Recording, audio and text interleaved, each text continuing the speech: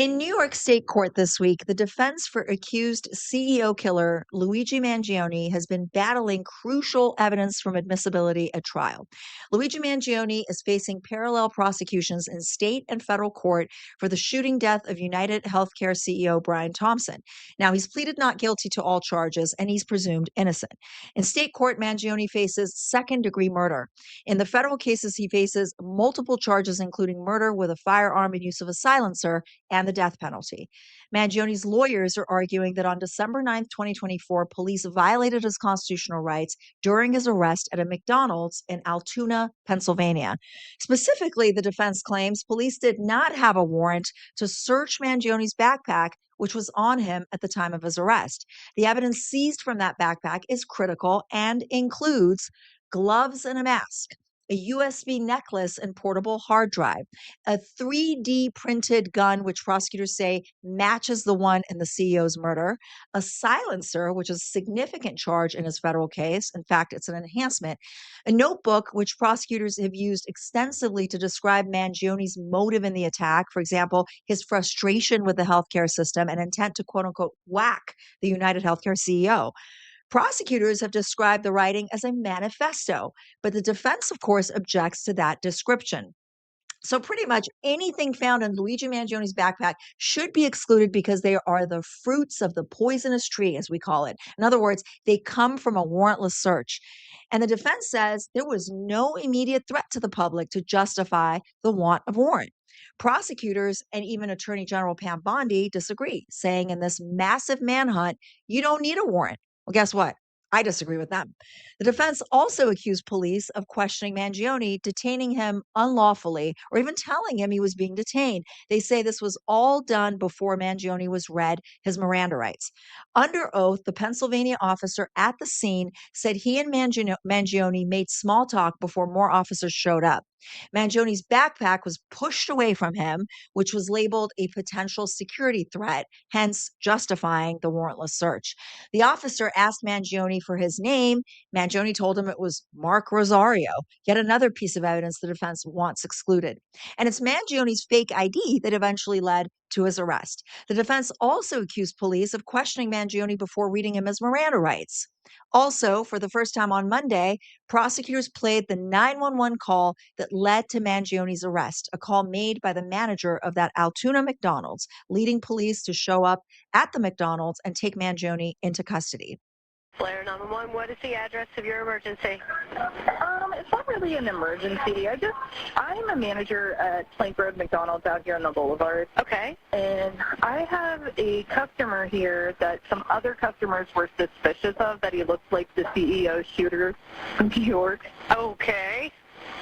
So they're just really upset, and they're like coming to me, and I was like, well, I can't approach him, you know. No, of course not. Joining me now to break this all down, our NewsNation law and justice contributor and former FBI special agent, our friend Jennifer Coffindaffer, NewsNation reporter Safia Samee Ali, and NewsNation producer Tommy Christaldi, who has been in the courtroom. Of course, you're in every courtroom where it happens. So, Tommy, I'm going to start with you.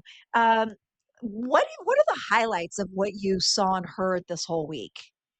Gosh, well, the big thing for me is that we have seen the same few minutes of body cam footage from so many different perspectives, played over and over and over again, paused, rewound, skipped through. And it's all centered around this encounter in the McDonald's and what happened after they took him back to the station. And as you were talking about in your intro, two cops arrive at first, and Luigi was not read his rights until there were 10 plus police officers on the scene. And at that point, they had been asking him plenty of questions. So like a significant period of time passed, and he made it clear he didn't want to be talking to them. At one point, I think he said something along the lines of, I'm just going to sit here and wait. So that definitely stood out to me. I mean, I'm no lawyer, but I've seen plenty of TV shows, and typically they read the rights immediately. And there was an interesting back and forth exchange where one of the officers told the defense that it was absolutely part of his training to present a false premise when discussing or when talking to a suspect, basically to lie to him. And that was interesting as well, because it felt like the defense was trying to say that in that regard he had acted out of turn, and Mm. that one didn't really land with me as well. Well, I'm going to ask Jennifer in a minute about her thoughts, but there's actually I forget what it's called, but it's an interrogation tactic that dates back to, I don't know, something like the 50s or whatnot, that allows law enforcement to some extent to be able to probe, and in that regard, maybe make some I don't want to say false, but untruthful representations to get the person to talk. But I think what stood out to me with what you just said is the idea that he was not Mirandized for a long time until more officers arrived at the scene, and he was being talked to. Um, and I just want to remind our viewers that with suppression motions, it's not all or nothing. It could be partially granted as to some elements or some items of evidence, like his statements, because he was not Mirandized, but it could be denied as to, let's say, the stuff in his backpack. So we'll see how this ends up when the ruling comes in. But let me go to Safia briefly. The defense is trying to get all of these critical pieces of evidence tossed from the state proceedings, which obviously could be a really huge win. What are the chances that they're going to succeed? Because there are a bevy of exceptions to the Fourth Amendment requirement for a search warrant, right? I mean, let's just start with the backpacks. Is it there's no warrant, there's no evidence? No, I don't think it's that big. I don't think it's going to be that much of a slam dunk for defense attorneys where if it's like no backpack, no evidence, because Yeah. like you said, there are a lot of exceptions to that Fourth Amendment rule. And one of them, and you talked about this, is that public safety exception. Prosecutors are going to Mhm. 100% argue that now, under this exception, if an officer believes that a suspect is a threat to him or to the public, that warrants a warrantless search. And in this case, Mhm. they're going to argue that this suspect, he was suspected of murder in kind Mhm. of cold-blooded, open murder.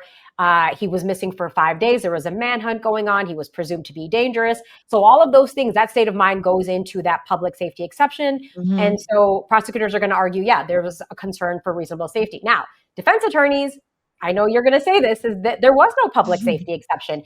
Mhm. Mangione was arrested. He was handcuffed. There were a dozen officers there. He was contained, secure. The backpack was not in his reach.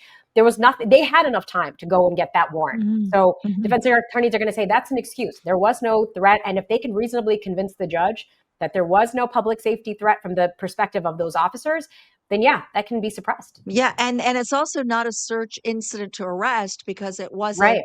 the timing doesn't pair up for that exception. But Tommy, was there any talk about there might be explosives in that backpack? There were a couple of times when the officers were asked, did you have any reason to suspect there was a weapon in the backpack or a Mm. bomb in the backpack? What stood out to me, though, and I had forgotten about this, was that there's a moment. So Luigi is sitting there eating his McDonald's. He is continuing to eat as he's being questioned. Mhm. We've seen the footage so many times. He took 6 bites of his McMuffin. And so he's What sitting time of there, day? and What time of day was this? early morning, Okay, all right, early McMuffin. All morning. right. So, and he drops a napkin on the floor, reaches down to pick up the napkin. No officers even react. The napkin was right next to the backpack. And something that the defense really focused on was, for a long time, that backpack was right next to him. He Mhm. could have reached into it at any time. There was also, he had a knife on his person that the first officer that patted him down missed. And he didn't say anything. They said, do you have any weapons on you? And he said, no, I do not. And it was only after he was getting frisked a second time that he Mhm. said, hey, by the way, you missed a knife. Mm, And so mm. it's interesting because we know that there is and was a danger to them. But in terms of did they have reason to believe that there was, I think that we know that they did, but did they do anything to indicate that they had that belief? Yeah, And I guess yeah. that they could try to say, well, it's because we didn't want to provoke him in any way. But I just thought it Mm, was really interesting that, like, the mhm, backpack stayed very close. When they did move the backpack, it was to the next table over. It wasn't mm, the other side of the restaurant. mm, So mm. I think that there is something to be said there for, okay, you say you felt like you were in danger. Why didn't you do more to get yourself out of that danger? Right. The facts don't really support, or what you see on the body cam doesn't really support the idea that it was public safety. Well, good news is we do have law enforcement with us here. So, Jennifer, I want to go to you. Help me out. The defense says that police had no warrant and they unlawfully detained Mangione. Don't you think they could have secured a warrant?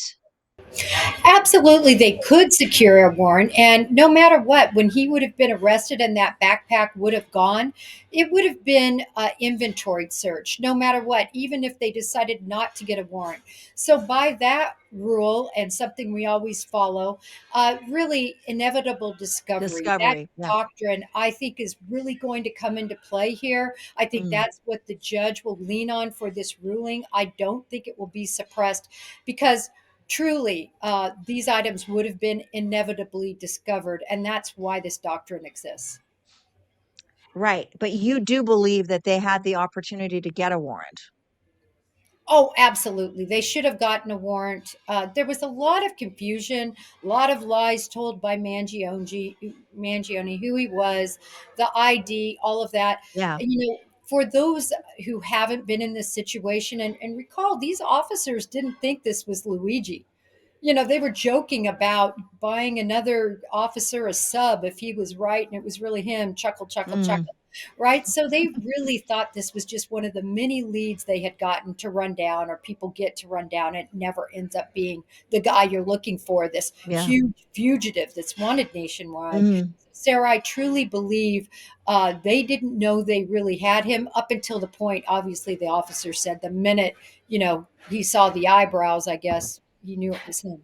Yeah, we got a lot of eyebrow, right? Coworker had the eyebrows. This guy has the eyebrows. Well, here's the thing, Jennifer. You're the gun expert, right? You're the gun pro. So, I actually have questions about this gun. I've never had a case with this type of gun. Mhm. Um, this 3D printed gun. How do they work? And how are you able to identify those to be able to match them up with the murder weapon? Well, this is so interesting because I think when people try to take these shortcuts, in other words, they don't buy a SIG or a Glock that's on the market, hoping that that would disguise the gun. It actually makes it more unique and more specific and Mm. more easily identifiable. For Mhm. instance, inside a weapon, as the projectile fires, there are certain markings that are put on the casing that are then left behind, right? There's extraction And marks, those are unique. and they are very unique. Right. Extraction and the firing pin, how it Mhm. strikes Mhm. the back of the casing, the ejector mark. So there's three different marks that can be used. And now you have a gun that is literally made unique, the only one of its kind to compare it to. So this is one of the easiest comparisons that can be done. Wow. Interesting.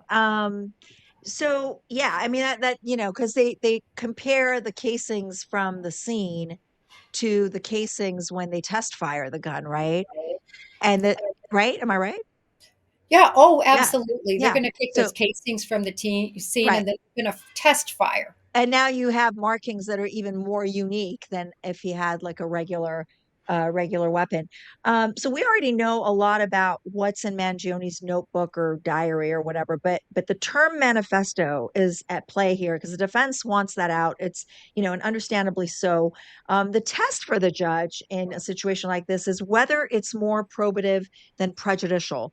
I think the term manifesto is extremely prejudicial and not really probative. I mean, what really matters is what he says in that notebook, not what you call it. You can call it a diary, a journal, a manifesto. It's irrelevant. It's what's written in there by him, presumably, that is evidence. So, Safia, do you think the judge is going to exclude that, or do you think his writings about America's healthcare system and whacking the CEO is, a wash? I think that defense they have a reasonable shot at getting parts of this manifesto, these writings, removed. They won't be introduced. The parts that are probative are going to be what he wrote about in terms of his motive, the plan, the steps he took, the name of the victim, how he was going to get there. All of that is probative. It Mhm. directly relates to the crime. I think that's Mhm. definitely going to get in. But the other stuff, the musings and the the ideology, about the healthcare system and all the rants and all of that. That's very arguably prejudicial. A jury could see that. It could evoke bias. It could inflame them, emotions. So I feel that and it doesn't directly relate to the crime. That's just his It's rampage, motive. right? It's motive. Well, Exactly. it's It's motive, but I mean, listen, you don't need motive, but every prosecutor wants to present motive because every juror wants to know why, right? But they don't technically need it. But I could see a judge saying, yeah, I mean, it's on the fence of probative versus prejudicial, but it is probative because it shows that he was actually targeting this guy. I yeah, mean, I could see that happening too.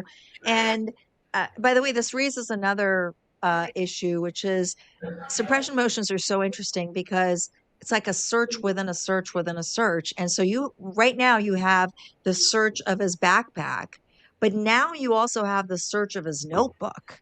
You know what I mean? Because, for example, if they go through my backpack and, and they don't have a warrant, that doesn't necessarily mean they can also go through my phone. You know what I mean? So it's interesting whether, how this is all going to be broken down, if it's going to be broken down. But Jennifer, I feel like if they let in the notebook, then it's going to be that next step of like what's in the notebook. And I certainly see a judge limiting how prosecutors can use that notebook. Yeah. I mean, I could also, sometimes judges split the baby. They know this is a high stakes case and this guy probably did it. And they don't want to flat out take all the air out of the prosecution's case. So they split the baby and they go, okay, fine. These statements don't come in, but these do. So it'll be very interesting to see not just what the ruling is, but what the judge's analysis is as to why he reached that conclusion. Jennifer, if none of this evidence in the backpack is allowed in state court, I don't think we're going to see that happen. But if none of it comes in, do you think we'll then see it in the federal case? Because he's going to trial in the federal case first. Absolutely. I think it will still be obviously revisited in a suppression hearing held there. But, the federal standard, having gone through many of these suppression hearings, I just can't imagine this would not be allowed for the reasons I stated previously. And I also want to say that in terms of that warrant, if I'm in a situation like this and I know we have a murderer, or at least believed, right? Innocent until proven, but believed to be responsible for that murder, I am definitely going to peek in that backpack just to make sure there are no incendiary devices, IEDs or anything. I'm definitely going to look in there, because if there is, I mean, I'm going to clear everything out, get the bomb squad in. I want to make sure that it is safe. And so I understand that initial look, but certainly after that, I would have personally gotten a warrant. So, my thoughts, this is, we try to focus on the defense here. Sometimes there is no defense, but, we do our best. So my thoughts is that, the suppression motion is really central to both of these cases because of the idea of shared evidence. The same evidence plays at this trial as it would in the federal trial. And so I think that, first of all, we have the idea of state sovereignty. So we have a parallel proceedings. The federal judge is not bound by what the state judge ultimately decides on this suppression motion. Mangione has filed a similar suppression motion in federal court that's going to get heard in the early days of January. That judge is not bound by this ruling, but it will influence that judge to some extent. And I'll tell you what's more, I think, interesting for me in this case from the defense perspective is that I think it's a strategic opportunity for the defense. They get to get two bites of the apple. They get to test the prosecution's case and the law enforcement witnesses. They get to really kind of know what prosecutors' strategies are, what law enforcement officers will or will not say, how weak and strong the case is. So it really is, even if it gets denied wholly, it really it does benefit the defense strategically, I think. So, but before we go, Tommy, I want to ask you about Mangione's fans. Right, this guy has a massive, massive fan club. He's the hot Yes, he does. defendant. I know Safia, we're not going to get into it today, but we will one day. Safia did some research on previously or high profile hot defendants. Ted Bundy came up, who I think is absolutely disgusting, but Ramirez came up, who's equally disgusting. Who else came up, Safia? It was Jeremy Meeks, the quote unquote hot felon, the Yeah, mugshot no. that went There has viral. not been a hot felon as hot as Mangione. Okay, I Contract. don't. What? I said the Jeremy Meeks ended up becoming a professional model after Oh, leaving jail. okay, all right. But he's got. I mean, he's raised hundreds of thousands of dollars for his defense. So he there's fandom here. And so what is the what's it like in court with his fans outside the court? What are you watching people say and do?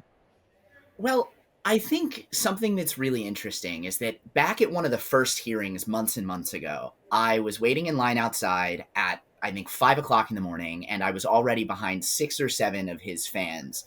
And I struck up a conversation with them, and I said, "You guys got here so early. If you don't mind my asking, why are you here to support an alleged murderer?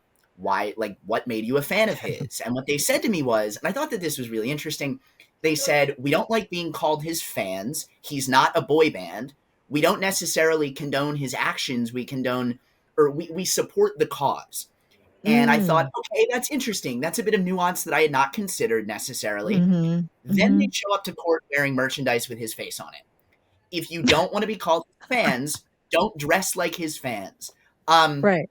I will say I have not seen any outbursts from any of them. Everybody that I've Yeah. seen has been generally very respectful. I think more where you see some of the outwardly, how do I say this politely, unique Go ahead. opinions is on social media. Mhm. I've seen a lot of people, and I thought that this was interesting. And actually, a question that I had for you: you're saying you think that this is really good for the defense, but something that I've seen people worrying Good about, like strategy. Good strategy. strategy. Mm. Something that Mhm. I've seen his fans worrying about on Twitter a bunch is the idea that all of this is out there now. And I understand that suppression hearings have to happen, like that's a part Yeah. of the process. Yeah. But all of this is out there. It's being discussed, it's being reported on. This is Yeah. state court, so we have our laptops inside. There are journalists live tweeting this. Right. And while not all of the exhibits that were being shown in the courtroom are being released to the public, you're getting Mhm. pretty detailed descriptions, and Mhm. they are spelling out that this guy did the thing that they said he did. And so what I think is so interesting is watching some of these people reckon with the fact for the first time that this person that they've idolized is in fact, probably, allegedly, this murderer, but Mhm. also kind of questioning how do we bounce back from this? Where does the defense even go when the entire world now Well, is it going, definitely there's definitely the argument that it'll taint a future jury pool, yeah, just like any high profile sure. trial, right? You have that problem across the board. I Mhm. think I keep Koberger keeps coming up to mind, not just because of his eyebrows, but Koberger, there was a gag order, and there was real. I mean, we were all like speculating, for 2 Right. years or whatever. So we don't have a gag order here, Mhm. and maybe there should have been one, right, to limit what, like, cameras, to limit media presence and all that. Yeah. But I think the defense at the same time is somewhat confident because of that cause, because millions of Americans have animus towards the healthcare system, So and you think that jury nullification is in play here?